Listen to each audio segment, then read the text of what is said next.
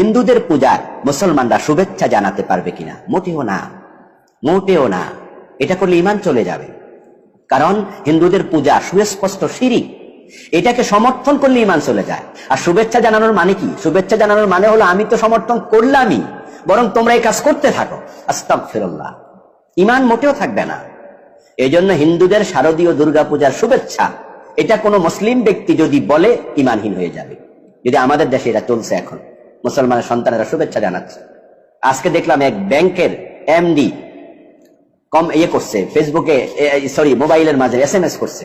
আমাকে এক ভাই দেখাচ্ছে যে অমুক ব্যাংকের এমডি দেখেন SMS পাঠাচ্ছে দুর্গাপূজার শুভেচ্ছা, নিচে নাম আব্দুল্লাহ অমুক, মানে মুসলমান। আমি দেখলাম যে ঢাকায়, পুরান ঢাকায় একটা বিশাল ব্যানার লাগানো আছে কয়েক বছর আগে। ব্যানারের মাঝে লেখা শারদীয় দুর্গাপূজার শুভেচ্ছা আলহাজ অমুক, হাজী সাহেব। কারণ সামনে কমিশনার নির্বাচন আছে।